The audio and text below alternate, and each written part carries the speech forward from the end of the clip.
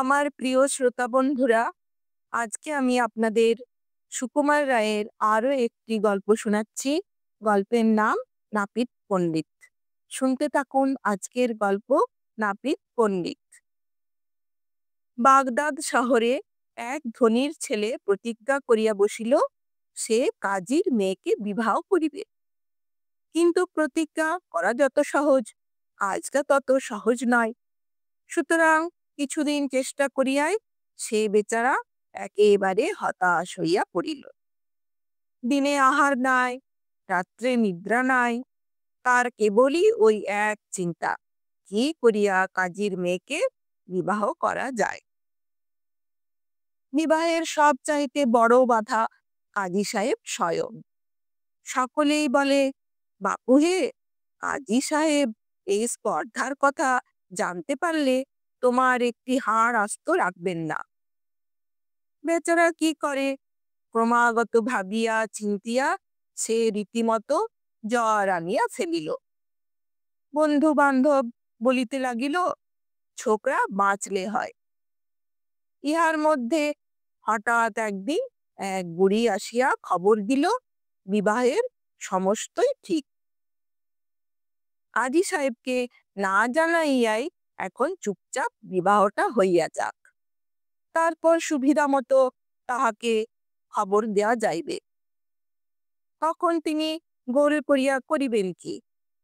সে আরো বলিল, শুক্রবার সন্ধ্যার সময় কাজী সাহেব বাড়ি থাকবেন না। সেই সময় বিয়েটা সেরে ফেলো, কিন্তু খবরদার কাজী সাহেব যেন এইসব কথার বিন্দু মাত্র জানতে না পারেন। শুক্রবার দিন ভোর না হইতে বর বেচারা হাত মুখ ধুইয়া প্রস্তুত। সন্ধ্যা পর্যন্ত তাহার আর সবুর সয় না। দুপুর না হইতে সে চাকরকে বলিল, একটা নাপিত ডেকে আন, এখন থেকে পরিষ্কার পরিচ্ছন্ন হয়ে থাকি। চাকর তাড়াতাড়ি কোথা হইতে এক নাপিত আনিয়া হাজির করিল। নাপিত আসিয়াই বরকে বলিল, আপনাকে বড় কাহিল দেখছি, যদি অনুমতি করেন তো ছুরি দিয়ে বাঁ হাতের একটুখানি রক্ত ছাড়িয়ে দেই, তাহলে এই সমস্ত শরীরটা ঠান্ডা বোধ করবেন। বর বলিল, না হে, তোমাকে চিকিৎসার জন্য ডাকি নাই, আমার দাড়িটা একটু চটপট কামিয়ে দাও দেখি। নাপিত তখন তাহার সরঞ্জামের থলি খুলিয়া অনেকগুলা খুর বাহির করিল। তারপর প্রত্যেকটা খুর হাতে লইয়া বারবার পরীক্ষা করিতে লাগিল। এই রূপে অনেক সময় নষ্ট করিয়া করিয়া সে একটি বাটির মতো কি একটা বাহির করিল। বর ভাবিল, এইবার বাটিতে জল দিয়া কামানো শুরু করিবে, কিন্তু নাপিত তাহার কিছুই করিল না। সে অদ্ভুত একটা কাটা কম্পাসের মানযন্ত্র লইয়া ঘরের বাহিরে উঠানের মাঝখানে গিয়া সূর্যের গতিবিধির এইসব হিসাব করিতে লাগিল। তারপর আবার গম্ভীরভাবে ঘরে আসিয়া বলিল, মহাশয়, হিসাব করে দেখলাম এই বৎসর এই মাসে এই শুক্রবারের ঠিক এই সময়টি অতি চমৎকার শুভক্ষণ, দাড়ি কামাবার উপযুক্ত সময়। কিন্তু আজ মঙ্গল বুধ গ্রহ সংযোগ হতে আপনার কিছু বিপদের সম্ভাবনা দেখছি। কাজের সময় এরকম বকবক করিলে কাহার না রাগ হয়। বিবাহার্থী ছোকরাটি রাগিয়া বলিল, বাপু হে, তোমাকে কি বক্তৃতা শোনাবার জন্য অথবা জ্যোতিষ গণনার জন্য ডাকা হয়েছে? কামাতে এসেছো, কামিয়ে যাও। কিন্তু পণ্ডিত ছাড়িবার পাত্রই নয়। সে অভিমান করিয়া বলিল, মশাই, এরকম অন্যায় রাগ আপনার শোভা পায় না। আপনি জানেন আমি কে? আপনি কি জানেন যে বাগদাদ শহরে আমার মতো দ্বিতীয় আর কেউ নাই? আমার গুণের কথা শুনবেন?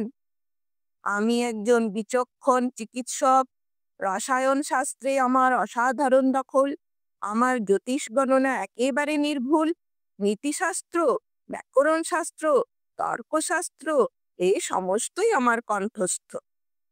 জ্যামিতি থেকে শুরু করে বীজগণিত, পাটিগণিত পর্যন্ত গণিত শাস্ত্রের কোনো তত্ত্বই জানতে বাকি রাখিনি। তার উপর আবার আমি একজন পাকা দার্শনিক পণ্ডিত। আর আমি যে সকল কবিতা রচনা করি, সমজদার লোকের মুখে তার সুখ্যাতি আর ঘরে না।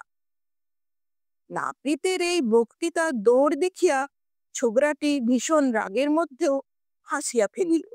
সে বলিল, তোমার বক্তৃতা শুনবার ফুরসত আমার নাই। তুমি কামানো শেষ করবে কিনা বলো, না করো চলে যাও।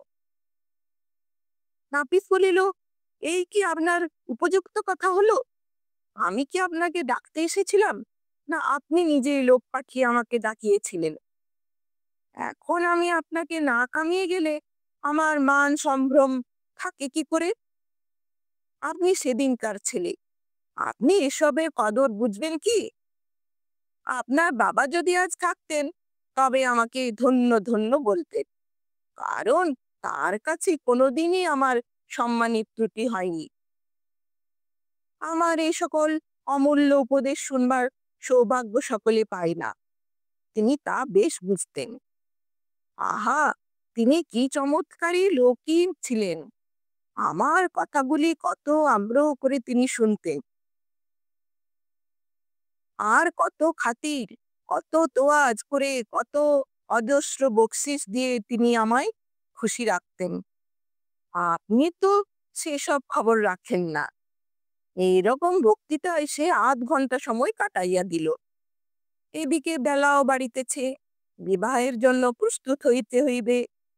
আজই বর একেবারে সপ্তমে চড়িয়া বলিল, যাও যাও, তোমায় কামাতে হবে না।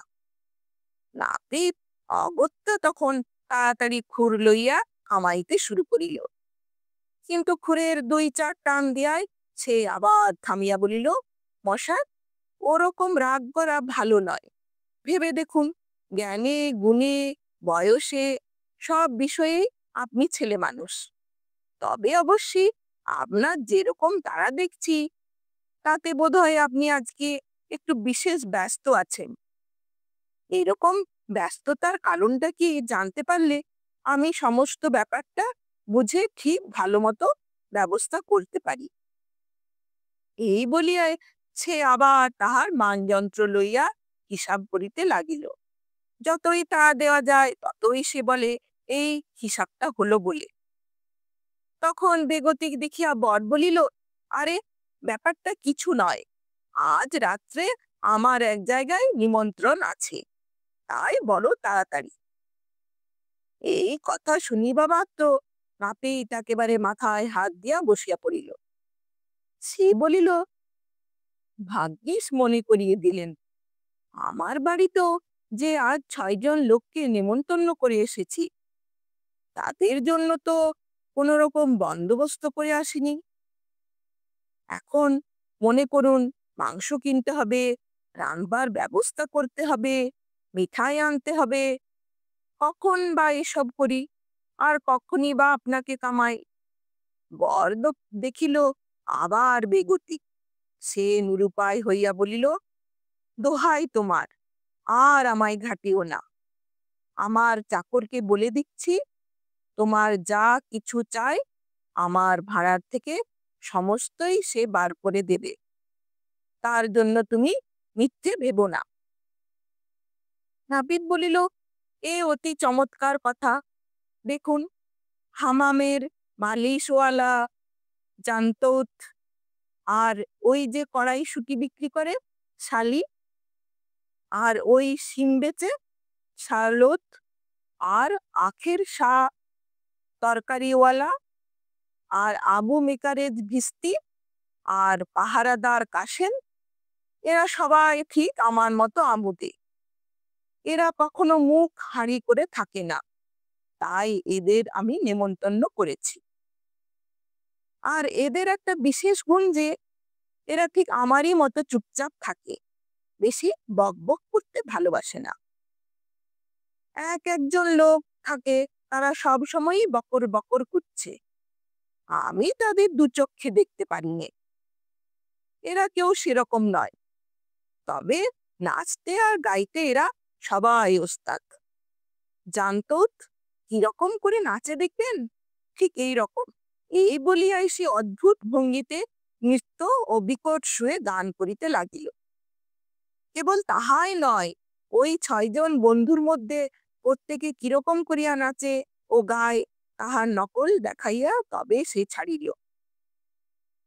তারপর হঠাৎ সে হুড় ফেলিয়া ভাড়ার ঘরে চাকরের কাছে তাহার নিমন্ত্রণের ফর্দ দিতে ছুটিল। বর ততক্ষণে আধ কামানো অবস্থায় খেপিয়া পাগলের মতো হইয়াছে, কিন্তু নাপিত তাহার কথায় কানও দেয় নাই। সে গম্ভীরভাবে ঘরের হাঁস মুরগি তরি তরকারি হালুয়া মিঠাই সব বাছিয়া বাছিয়া পছন্দ করিতে লাগিল। তারপর আরো অনেক গল্প আর অনেক উপদেশ শুনাইয়া অতি ধীর মেজাজে 4.5 ঘণ্টায় সে তাহার কামানো শেষ করিল। আবার যাইবার সময় বলিয়া গেল, দেখুন, আমার মতো এমন বিজ্ঞ, এমন শান্ত, এমন অল্পভাষী হিতৈষী বন্ধু আপনি পেয়েছেন, সেটা কেবল আপনার বাবার পুণ্যে। আজ হতে আমি আপনার কেনা হয়ে রইলুম। নাপিতের হাত হইতে উদ্ধার পাইয়া বর দেখিল আর সময় নাই, সে তাড়াতাড়ি বিবাহ করিতে বাহির হইল।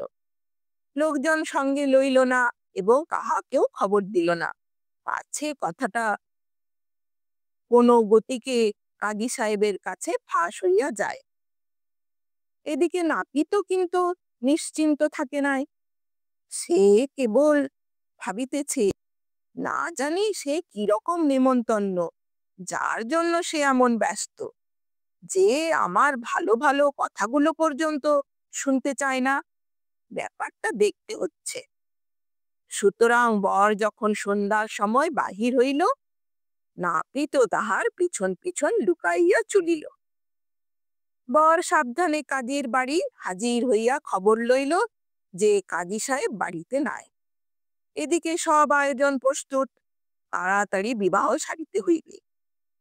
দৈবাৎ যদি কাজী সাহেব আসিয়া পড়েন, তাহার জন্য ছাতের উপর পাহারা বসানো হইল। তাহাকে আসিতে দেখিলে সে চিৎকার করিয়া সংকেত করিবে এবং বরকে খিড়কি দরজা দিয়া পালাইতে হইবে। এদিকে কিন্তু হতভাগা নাপিতটা বাড়ির বাহিরে থাকিয়া যে আসে তাহাকেই বলে, তোমরা সাবধানে থেকো, আমাদের মনিবটি কেন জানি এই কাজীর বাড়িতে ঢুকেছেন, তার জন্য আমার বড় ভাবনা হচ্ছে। বিবাহ আরম্ভ না হইতে মুখে মুখে এই খবর রটিয়া বাড়ির চারিদিকে ভিড় জমিয়া গেল। তাহা দেখিয়া ছাতের উপরে সেই পাহারাদার ব্যস্তভাবে ডাক দিয়া উঠিল, আর কোথা যায়? তাহার গলার আওয়াজ পাওয়া মাত্র, কে আসিস রে, আমার মনিবকে মেরে ফেললে রে, বলিয়া নাপিত হাই হাই শব্দে আপনার চুল দাড়ি ছিঁড়িতে লাগিল। তাহার বিকট আর্তনাদে চারিদিকে এমন হই হই পড়িয়া গেল যে স্বয়ং কাজী সাহেব পর্যন্ত গোলমাল শুনিয়া বাড়ি ছুটিয়া আসিলেন। সকলেই বলে, ব্যাপার কি? নাপিত বলিল, আর ব্যাপার কি, ওই লক্ষ্মী ছাড়া কাজী নিশ্চয়ই আমার মনিবকে মেরে ফেলেছে। তখন মার মার করিয়া সকলে কাজীর বাড়িতে ঢুকিল। আর বেচারা পালাইবার পথ না পাইয়া ভয়ে ও লজ্জায় একটা সিন্দুকের মধ্যে লুকাইয়া ছিল। নাপিত সেই হাজার লোকের মাঝখানে সিন্দুকের ভিতর হইতে, এই যে আমাদের মনিব, বলিয়া তাহাকে টানিয়া বাহির করিল। সে বেচারা এই অপমানে লজ্জিত হইয়া যতই সেখানে হইতে ছুটিয়া পলাইতে যায়, নাপিত ততই তাহার পিছন পিছন ছুটিতে থাকে আর বলে, আরে মশাই, পালান কেন? কাজী সাহেবকে ভয় কিসের? আরে মশাই, থামুন না। ব্যাপারটা দেখিয়া চারিদিকে লোকজন হাসাহাসি ঠাট্টা তামাশা করিতে লাগিল। কাজীর মেয়েকে বিবাহ করিতে গিয়া বিবাহ তো হইলই না, মাঝে হইতে প্রাণপণে দৌড়াইতে গিয়া হোঁচট খাইয়া বরের একটা ঠ্যাং পোড়া হইয়া গেল। এখানেও তাহার দুর্দশার শেষ নেই। নাপিতটা শহরের হাটে বাজারে সর্বত্র বাহাদুরি করিয়া বলিতে লাগিল, দেখেছ, ওকে কিরকম বাঁচিয়ে দিলাম। সেদিন আমি না থাকলে কি কাণ্ডই না হতো। কাজী সাহেব যেরকম খ্যাপা মেজাজের লোক, কখন কি করে বসতো কে জানে। যা হোক, খুব বাঁচিয়ে দিয়েছি। যে আসে তাহার কাছেই সে এই গল্প জুড়িয়া দেয়। ক্রমে ছোকরাটির অবস্থা এমন হইল যে সে কাহাকেও আর মুখ দেখাইতে পারে না। যাহার সঙ্গে দেখা হয় সেই জিজ্ঞাসা করে, ভাই, কাজীর বাড়িতে তোমার কি হয়েছিল?